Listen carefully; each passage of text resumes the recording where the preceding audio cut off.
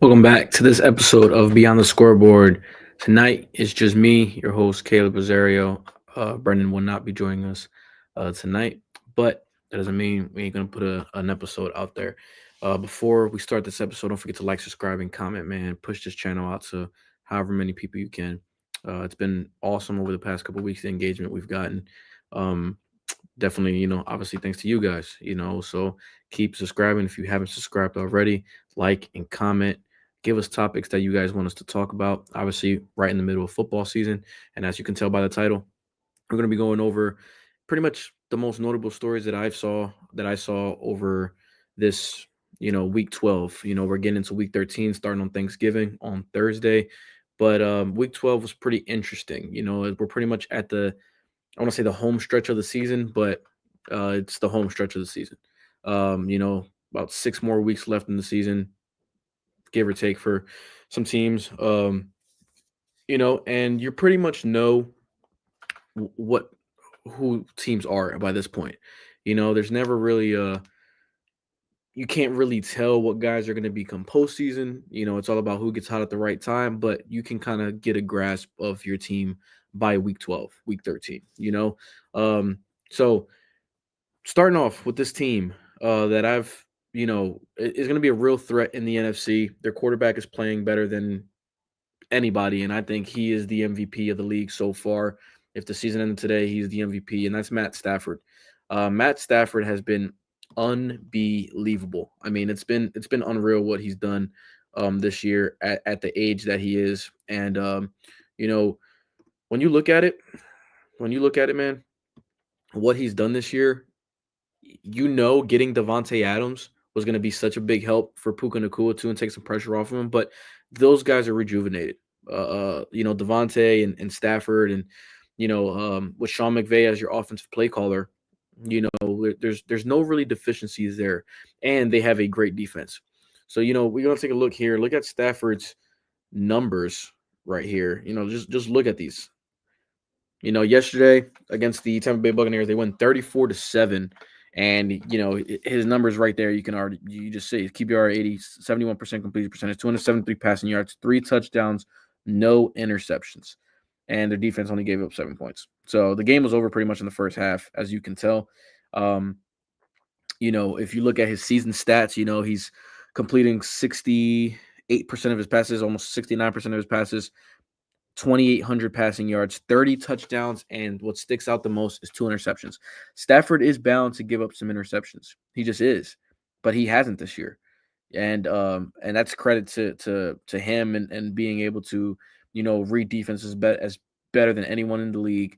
He's distributing the ball better than anyone in the league, and he has a passer rating of 113, a QBR of 88, and when you look at it, there isn't a quarterback playing better in the National Football League. And you can't really say anyone else. You know what I mean? And Drake May obviously had a case, but stats wise, there's nobody playing better. And the Rams are going to be a formidable team in the NFC to go to the Super Bowl since for the first time since 2021, and second time with Matt Stafford. They are now the number 1 seed in the NFC after yesterday. But see, I don't think home field advantage is going to matter as much to the LA Rams than it is to anybody else. Reason being is because LA Rams Stadium gets taken over by whatever team they're playing against. Both LA teams, the Chargers and the Rams, there just aren't many fans of those teams. Anytime the Eagles go over there, it's a sea of green. When Kansas City played against the Chargers, it's all red. Like San Francisco, whenever they play in LA, it's all red. So it's like there isn't really a home field advantage for the Los Angeles Rams. But that also could be in their favor because that means they really just can play anywhere and it's going to be the same game. You know what I mean? They can go on the road because they pretty much play a road game every single week. And besides the travel part of it, so the Rams to me are the biggest threat to the Eagles to get back to the Super Bowl. And the reason I'm bringing up the Eagles is because they are the defending champs. And coming into the season, they were the favorites to go back to the Super Bowl in the NFC. And it's hard for me to believe that there's any other favorite in the NFC besides the Los Angeles Rams, considering how Matthew Stafford's playing, considering how good that defense is. Devontae Adams, Puka Nacua, great offensive line. Kyren Williams is a good running back. So they can go. This is my thing. I don't think they can go anywhere and win because I don't know what it's going to be like if they have to go on the road and play Green Bay. No, they won't, go on the road. But I'm saying they have to come to Philly, and it's another snow game how it was last year. It's one of those really cold games. The Eagles' defense is very good. And truthfully, in the NFC, I think the only team that can really beat the Los Angeles Rams, and they've already beat them, is the Philadelphia Eagles. So it's going to come down to I think that's going to be the NFC Championship game at this point. By the end of by the NFC Championship game, it's going to be Rams Eagles. But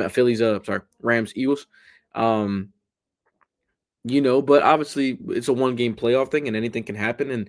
And the Rams could very well lose to a Detroit Lions team. They could very well lose to, they could lose to the Eagles. They could lose to, the Chicago Bears. They can lose to these teams. It's not like they can lose to a team that has as good as defense, if not better than their defense. They can lose to that. But with the way their offense has played, it's hard for me to see a team that is going to stop the LA Rams consistently over the course of 4 quarters.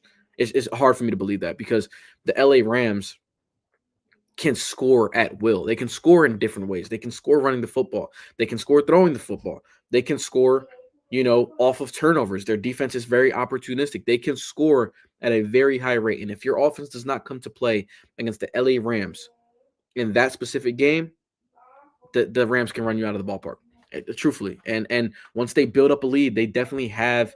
It's going to come down to me. It's going to come down to Sean McVay. It's not really going to come down to Matthew Stafford. It's going to come down to Sean McVay.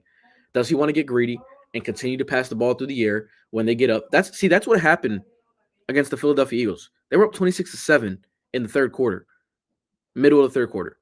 They were up 26-7. They didn't try to run the football consistently. They didn't try to run out the clock. They tried to throw and throw and throw, and it was incomplete pass. Matthew Stafford didn't have the best day throwing the football. So, that can happen come playoff time if Sean McVay tries to get too greedy and he tries to continue airing it out and show how many points they could put on the board. All it takes is one turnover, and the game is turned. So I think the Rams right now are the best team in the NFC.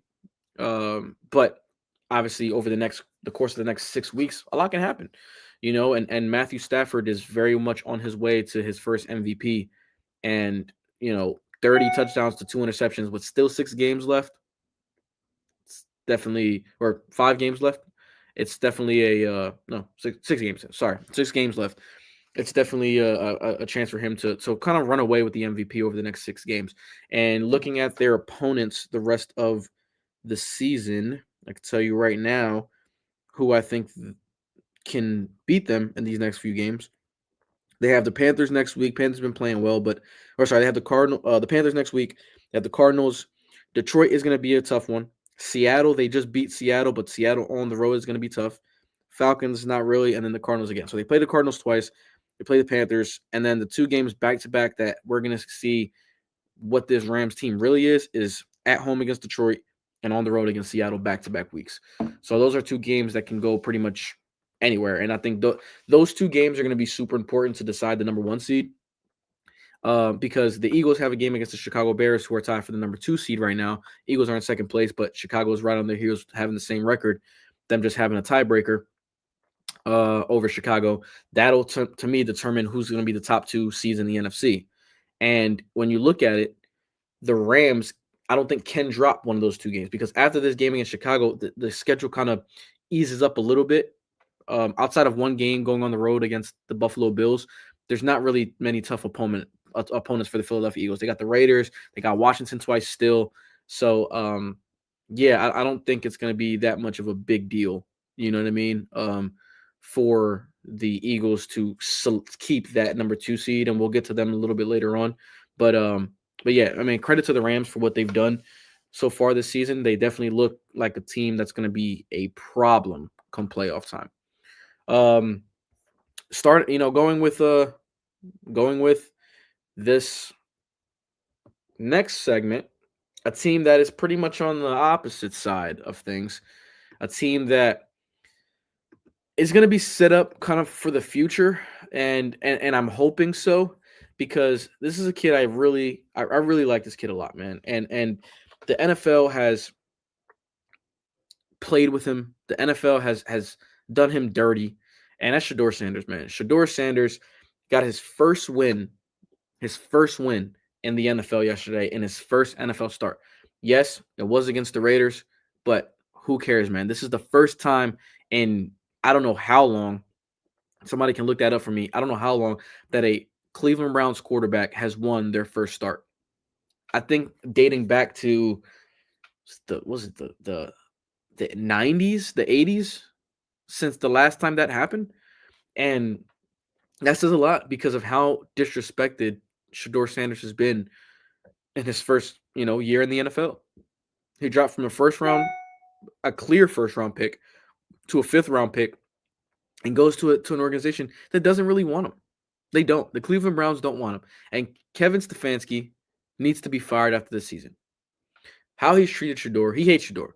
How Shador didn't get in the game ball yesterday is beyond me. I know that the defense had 10 sacks, but this kid just won his first NFL game, threw his first NFL touchdown, threw the ball down the field, which no Cleveland Browns quarterback has done since Baker Mayfield and that rotating circus of quarterbacks that they've had since 2021.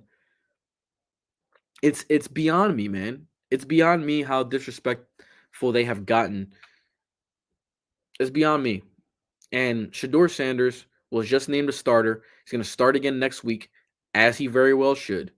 And I think that it's only right. Shador Sanders, if you see right here, Shador Sanders 11 of 20 yesterday, a touchdown and a pick. Not overly impressive stats. 209 passing yards, not overly impressive. But the impressive thing to me is that he is looking to throw the ball down the field. He's looking to throw the ball down the field. That is what the difference is for me, is that a team that has not had that at quarterback, that has some weapons on offense, Jerry Jeudy, David Njoku, has a good running game with Quinshon Judkins. They couldn't run the ball yesterday at all, but, they have a not good offensive line. But Shador Sanders looked very much in control of the game. He looked poised there. He made one mistake, which was that interception that he had. Bad interception. But look, man, it's the guy's first start. It's the kid's first start. And you can expect him to go through those growing pains. But he just looked different than any quarterback you've had if you're the Cleveland Browns. He's looked different. That's what I'm trying to say, is that he's looked different. And he threw a 55-yard pass on the run, a dime that got him to the 1-yard line. He threw the ball. He would have had, if Jerry Jeudy wasn't being so, cocky and try to dead leg somebody, would have had more passing yards. So, what isn't there to like about Shador Sanders? Truthfully, if you don't like Shador Sanders, you're just a hater. You're just a hater. The kid is a very likable kid. He oozes with confidence. And that's the problem, is that I have with so many people that hate him. He is his dad's son. Look at who his father is. One of the most confident guys ever. He was like that when he played in the NFL. He's like that as a head coach. How do you think Shador Sanders is going to be? How do you think he's going to be? So if you sit there and say Shador Sanders, he talks too much, dude, all these kids coming out of college are like that. They have confidence. They're getting paid millions of dollars in college. They are coming with a pro mindset coming into the NFL. And yes, there are times that a lot of those players are going to get humbled. But it's not like Shador Sanders isn't known for his work. He works hard. They have said it. When you see Myles Garrett's reaction to that throw he had on the run in the first half, that shows they are behind him. And when the players show that they want a quarterback out there, that they're behind this kid, that's all you need to see on how his character is. Were they like realistically? Were they like that with Dylan Gabriel? Were they? Were they like that with Dylan Gabriel? You didn't see that with Dylan Gabriel. Dylan Gabriel was throwing 2-yard routes, averaging 2 yards a pass. Did you see that with Joe Flacco? No. Like, what is the? Did you see that with Deshaun Watson? No.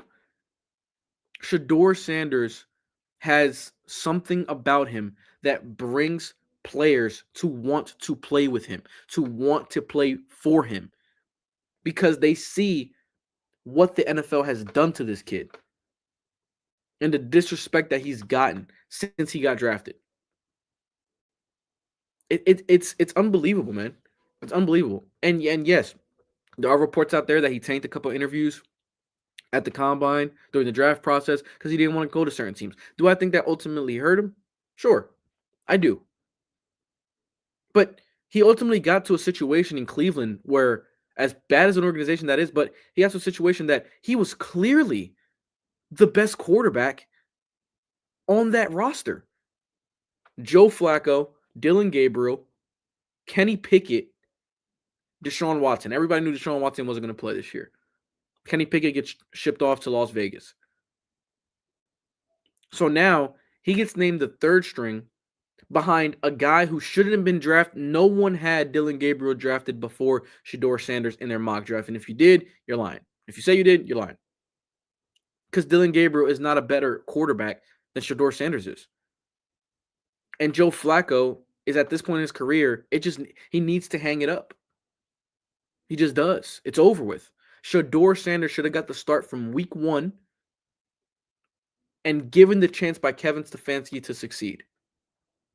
I'm not saying they go and go claim a playoff spot, but in that division, the Ravens are now leading the division after pretty much being dead in the water at 1-5.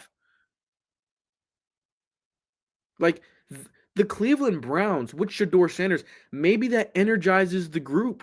And maybe they finish 500. Maybe they finish 500 or a game or two above 500, and maybe you give yourself a shot. Now, obviously, that's me supporting Shador Sanders, but who knows what could have happened?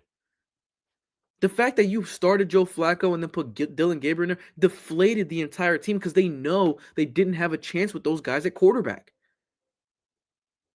Look at how good that defense is. The Cleveland Browns defense is insane. Phenomenal. They are a quarterback away and maybe one piece at wide receiver, one or two pieces at wide receiver and a role guy from competing. But you think receivers are going to want to go to Cleveland with Dylan Gabriel at quarterback? No. You can tell guys love playing with Shador Sanders. They love it. They love the kid. They love the person. They love the player. The NFL is the ones that try to humble him. The Cleveland Browns organization did wrong by him. And it's a shame. It is a shame that an organization is set this kid up to fail. Look at last week when he comes into the game. He didn't have a shot last week against the Ravens. He didn't have a shot. But the first week that he gets a chance to get some chemistry in with the ones, first time, mind you, look how many quarterbacks they've asked, social media, analysts, when you were a backup, did you get reps with the ones during the week? Every one of them was like every single week. Every week during practice, the backup quarterback, the number 2 quarterback gets reps with the ones. And Shador Sanders didn't? And you're going to sit here and tell me he wasn't set up to fail? Come on, man. Like that's just pure hate. If you're saying it's like, oh no, it's just they don't believe in him. Okay, why don't they believe in him? There's nothing football related to me that you can say that they don't believe in him because of this. He can throw the ball down the field. He can throw it with accuracy. He can extend plays. He's not the fastest quarterback, but he can extend plays. He's smart.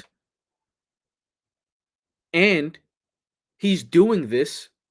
He won yesterday against a team, albeit the Raiders, but having 1 week, the first week he's thrown the ball to the number ones. The first week that he's gotten any reps with the starters. And the Cleveland Browns offense looked better than they've done all year long. I don't care who it was against. Let's see who their next opponents are. I can tell you right now who their opponents are going to be. They got a tough game coming up against the 49ers at home. That's a tough game no matter what, okay? That defense isn't what it necessarily used to be over the past couple years, but, got a game against the Titans. That's a winnable game right there. That team isn't good. Got to go on the road against the Bears. That's going to be a tough one. So he's got some opponents that he has a chance to show something against, or this team is going to very much Kevin Stefanski is going to very much set him up to fail before he's inevitably fired after the season, which he should be. So credit to Shedeur Sanders, man. I'm really, really, really hoping this kid succeeds. I'm a big fan of him. I've been a big fan of him. I'm a big fan. I watched every one of his starts in college. And with the worst offensive line in college football, with the worst running game in college football, he was one of the best quarterbacks in college football. Imagine what he does with some weapons in the NFL with an organization that believes in him. If the Cleveland Browns don't believe in him, and next year it's going to be a quarterback competition between him and Dylan Gabriel, they might as well just don't even bother, trade him at the end of the season or cut him and let him go to a situation that is going to be beneficial to him. Because it's not fair to the kid that his own organization that drafted him 5 rounds too late is now trying to set him up to fail. But the NFL is a business, and everybody has their own agendas. These guys talk. They for whatever reason they just don't like him. They wanted to make a point out of him, but now they were forced. I truthfully think, this may not be speaking hyperbole here, but I really do think if Dylan Gabriel was named the starter next week, after what Shedeur Sanders did, the Cleveland Browns fans are going to boycott. They would boycott. They wouldn't even show up to the game on Sunday against the 49ers. And they shouldn't. Because that is an utter disrespect. That would have been an utter disrespect. They were forced to push Shedeur Sanders to start next week. Forced. As they very well should, because Shedeur Sanders made them. He took advantage of the opportunity he was given to be a starter in the NFL. He took advantage. The team rallied behind him. You could see the players, how they acted on the field, the energy they showed. Jerry Jeudy let him down, and I'm sure Jerry Jeudy knows what he did was wrong on that horrendous play that he made. But they rallied behind him. You haven't seen that all year long with the Cleveland Browns offensively. You just haven't. Their defense is very, very good. Myles Garrett has 18 sacks with 6 games left. 18 sacks with more than a month left in the season. 18 sacks. He is 5 away from breaking the record in a season. He could get that next week.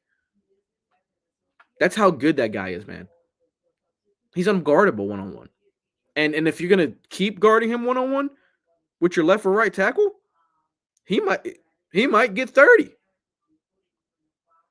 So, yeah, man, the Cleveland Browns, it's going to be interesting. I'm going to be trying to be tuned in to what they do over the course of the next 6 games. I'm not a Cleveland Brown. Obviously, I'm not a Cleveland Browns fan. I'm a Philadelphia Eagles fan, but I root for certain players, especially players that have been disrespected by the NFL. And, it's exciting to see what he's going to do. And I'm hoping that he succeeds. And even if it's a rough couple games against the Niners and the Bears and defenses kind of make him look like a rookie, I'm okay with that. But because I know he's going to show poise, and I know he's going to continue to fight each and every day. And the more reps he gets with the ones, the better he's going to get. And the more starts he gets, the better he's going to get. That's how I see it. While we're here, be able to, I want to tell you guys, make sure that you guys continue to like, subscribe, and share this podcast with everybody you guys can, man. It's been so fun to do this with you guys. It's been awesome. I've been really, really enjoying this. Me and Brendan definitely talk every day about this stuff, man. And we're gonna be back on stream tomorrow night. Hopefully, tomorrow night, roughly around 9 p.m. or so. I'm gonna try to get on here. And we're gonna go over some certain topics. We haven't really spoken about that yet. But if you guys want us to bring up anything in specific, let us know in the comments, man. So yeah, I'm gonna speak one more time on this game, but I want to give credit to one player. You guys saw my rant yesterday, the rant that kind of made me. I don't feel any better today than I did yesterday with the Eagles' loss to the Cowboys.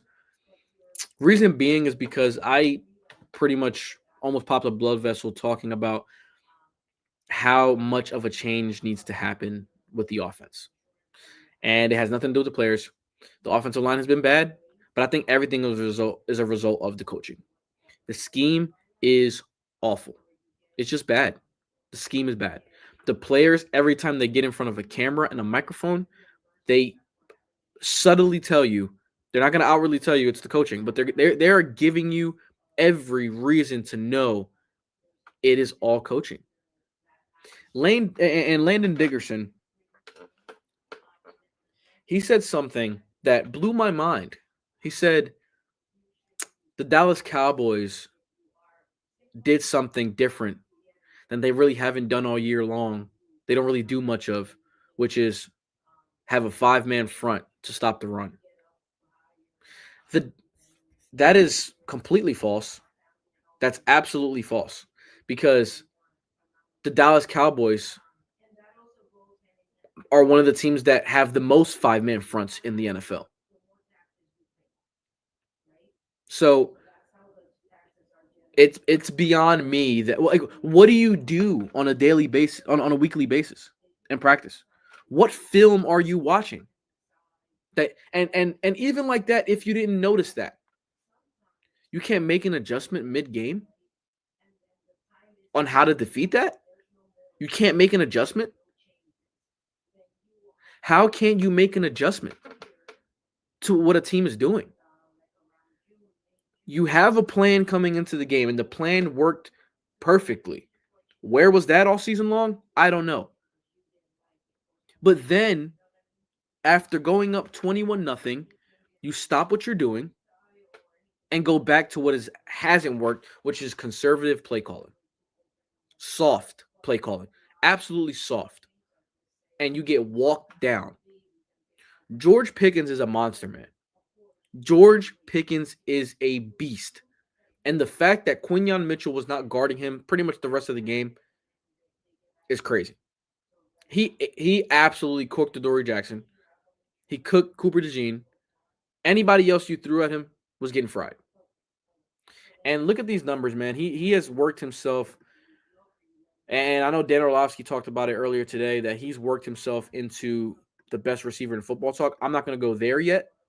I'm not going to go there right now, but he's playing like one of the best receivers in all of football. And the numbers prove it. The numbers very much prove it. Look at these numbers, man. Yesterday, 146 yards, 9 catches, 1 touchdown. 146 yards. This season, he's got 1,084 yards. He already broke 1,000 yards with 6 games left. He's probably going to get about 1,500, 1,600 this year. He's got 8 touchdowns.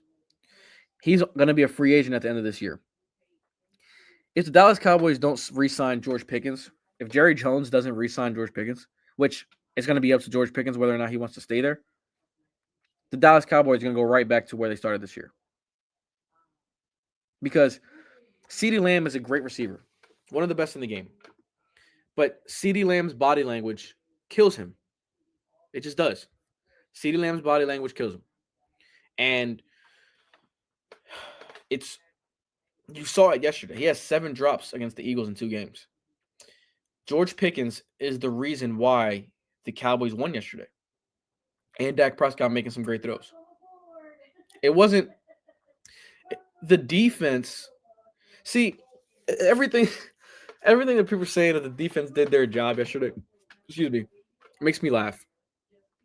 Because the Cowboys defense would have given up another 30, another 4 or 5 30 to 40-yard completions had it not been for penalties. So it's not like the defense had a couple good stops, but the Eagles were the problem there. It had nothing to do with what the Dallas Cowboys were doing. And that's been the story of the Eagles all season long. It's not what the opposing team is doing differently. It's what you are continuing to do the same and you not adjusting. And look, the Dallas Cowboys, right now they're 10th. They're the 10th seed in the NFC. They need to somehow find a way to jump Green Bay, Detroit, and Carolina right now is leading the division, but Tampa Bay. They need to find a way to jump those 3 teams while having to go play Kansas City at home, who I don't think they're going to beat Kansas City on Thanksgiving, having to go play Detroit back-to-back weeks, having to go play the Chargers, who isn't a walk in the park. So that's 3 games right there that I it's going to be tough to see the Cowboys winning because I truly don't believe the Cowboys are what the Eagles made them look like yesterday. I don't.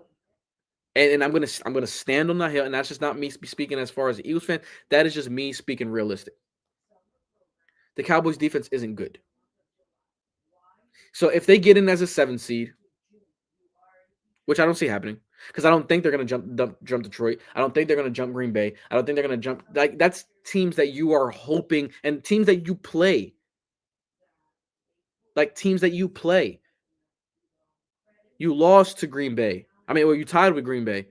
You have to go play Detroit, a team that you're probably trying to jump. Don't see you beating them. You got to play Kansas City, who's right now trying to catch some momentum for them to make the playoffs. They have stuff to play for. And you're playing against the greatest quarterback in the NFL. And one of the best offensive minds. He's going to tear that defense apart. Now, can that defense get got? Yes, they can. But I don't see it happening. Dak Prescott yesterday had 356 yards passing and very well could have had 3 interceptions. Like, he made great throws after the Eagles dropped picks that would have changed it. If Zach Bond picks that ball off before that CeeDee Lamb deep ball, the game is different.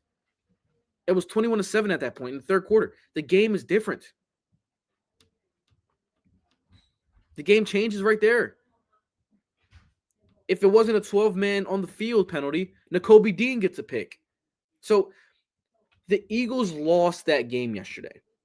The Cowboys didn't take it because the Cowboys were trying to give them the game as well. The Eagles get a fumble inside the 10-yard line, and the Dallas Cowboys get stopped on 4th down.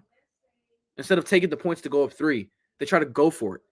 So, to me, the Eagles lost it. George Pickens had a monster day. Dak Prescott statistically had a great day. But it could have been a very different game if the Eagles come down with those 2 interceptions. Very different. So I'm not going to sit there and credit the Cowboys for what they did. I'm not crediting the Cowboys for what they did. The Cowboys did not win the game. They won the game, but it wasn't because they just went out there and just dominated. No, they didn't. The Eagles lost the game. The Eagles gave up the game. That's what they did. They gave up the game. And, I'm excited to see what's going to happen Thursday because I truly believe that the Kansas City Chiefs are going to dominate them. And I think the following week, the Detroit Lions are going to dominate them. So it doesn't matter to me this game also doesn't derail the fact that the Eagles are going to the playoffs. It just proves my point exactly what I needed to see what was going to happen. What was going to happen if the defense didn't have a dominant performance, which they did. And then they also gave up yards because your offense kept going 3-0. So I'm just need to see what's going to happen Thursday. I need to see what's going to happen Friday. And then from there, I can kind of give you a chance to see if it's going to be the repeat of 2023 with the Philadelphia Eagles, a repeat of 2023, which is that collapse. Don't think that's the case. But the Eagles need to go on a run. They have winnable games coming. The Bears are going to be a tough one. But the Bears, Washington twice, who are dead in the water, the Las Vegas Raiders, who are trying to lose games, and then you still got the Chargers left and the Bills. Tough games right there. But games that you should very much win because you are better than them in every aspect on paper. So, yeah, man. And the last thing I want to get into here, and Josh, I know you're talking crazy in the comments right now, and it's perfectly fine. I know that was coming. But the last thing I want to get into, I want to take a look at the playoff picture right here. If the season ended today, this is what the playoff picture is going to look like. And I truly believe that it could very well stay this way. So right now, the number one seed and I think it's going to stay this way in the NFC. The AFC is bound to change because the Denver Broncos had a bye week, and they still have yet to play. And the New England Patriots took over, but I think Denver is going to ultimately keep that number one seed. But looking in the NFC, the Los Angeles Rams had the number one seed. If the season ended today, Eagles would host the 49ers, Bears would host the Packers in a divisional matchup, and Tampa Bay would host Seattle. And right there, that picture right there, there shouldn't be any reason why the Rams and the Eagles aren't in the NFC Championship game. And it's a rematch of last year's playoffs. None of those teams, I think those are clearly the two best teams in the NFC. Now, it's a one-game playoff. Anything can very much happen. And based off the show yesterday, based off the game yesterday, I can almost guarantee it's going to be a dogfight. Whoever the Eagles play, it's not going to be a dominant win. So the Eagles need to continue to not turn the football over. And if that's going to be their brand of football, something needs to change offensively. Do what they did in the first quarter. I guarantee you it's not going to happen because Kevin Patullo is senile. It's just what it is, man. It's what it is. I don't feel comfortable no matter who they play. And when you look at the AFC, New England, which I ultimately think it's going to be, New England's going to be the second seed, and Denver's going to keep that first seed. And Denver is, to me, going to be the toughest out. Denver's going to be the toughest out right there. And Denver could very well be hosting the AFC Championship game. And when you look at Jacksonville, surprising that they got in there. Surprising that they got in there. The Ravens are now ahead of their division. They are going to be a tough out because of just you have Lamar Jackson. It's going to be a tough out. And I mean, I think this is what it's going to stay as. The Chiefs, if they don't win on Thursday, their season is over. Ultimately over. So you guys let me know what you guys think. Josh says Eagles fans are wild, 8-3. Josh, I don't care. The record is not showing how we've been playing this year. We can very well be 5-6. That's what I mean. You can very well be 5-6. The offense has been bad. You almost got walked down against Tampa Bay. The Rams were up 26-7. Like games that went Tampa Bay were one extra possession away from beating us. Or 0-11. All right, see that this is you trolling. This is why I needed to see yesterday. And it needs to be a wake-up call. It isn't going to be because Nick Sirianni is incompetent. Again, stood in front of the camera. He stood in front of the camera today. Or even yesterday. Both today and yesterday. He stood in front of the camera and said, "Oh no, I thought Patullo called the game well. I looked back at the film and he called a great game." That's a slap in the face to everybody that's an Eagles fan. That's a slap in the face. Everyone has said Patullo is in over his head. Everybody said it. But the head coach hires his buddy. They're best friends. He doesn't have the stones to fire him. And he won't. Which is why nothing is going to change offensively. Which is why Eagles fans, prepare yourself. I'm not saying they're going to lose. But I'm saying if they lose in the playoffs the same way they did yesterday, don't be surprised. Do not be surprised. I've been telling you guys time and time again, you guys love these ugly wins. That's what y'all love, these ugly wins. Y'all love, we were tough, toughness, detailed. That's what Nick Sirianni preaches. Look how that looked yesterday. And Nick Sirianni is this close to losing the locker room if he lets Patullo continue to call plays. I truly don't believe this. The players believe in it. I don't believe that the players believe they have the answers to fix this. It's going into week 13. How don't you have the answers by week 13? It makes no sense. It makes zero sense, man. They need to do something different. They won't. Friday's game against the Chicago Bears is going to tell me everything I need to know about this football team. If they go out there and respond with a dominant win for 4 quarters, not that you start off hot or it takes you to the 4th quarter to get going and you end up winning because your defense got a couple turnovers. No. On all 3 phases, offense, defense, special teams, good coaching. If I don't see that on Friday, which I don't expect to, but if I don't see that Friday, it's going to tell me everything I need to know about this football team going forward. Friday's game is the most important game of the Philadelphia Eagles season, and it's going to tell me everything I need to know and what I'm going to believe if this team is going to go back and repeat as Super Bowl champions or go back to the Super Bowl in general, or they're just going to go into the divisional round 12-5 and be a first-round exit. So, man, you guys let me know in the comments, man. You guys let me know what topics you want me to cover. And like I said, man, I really the NFL has been great this season. You know, there's been a lot of surprising stories. There's been a lot of different things going on. But truthfully, you know, where in the AFC has been a little bit more like kind of a shock with the teams that's been good there. The Denver being how good they are, Patriots being how good they are, the Colts being how good they are, the Chiefs not even in the playoff picture right now. So, you know, Texans are still fighting for a spot. The Ravens, after being 1-5, come back and now they're leading the division. So the AFC to me is a little bit more like wide open. Right now, the 2 best teams in the NFC are the Rams and the Eagles. That is right now the projected NFC Championship matchup.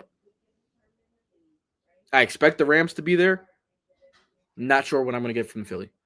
So you guys let me know in the comments, man. Again, like, subscribe, and share if you haven't already. Thanks for tuning in. And, yeah, we'll see you guys. We'll try to be on stream tomorrow. And we'll see you guys next time. Thank you.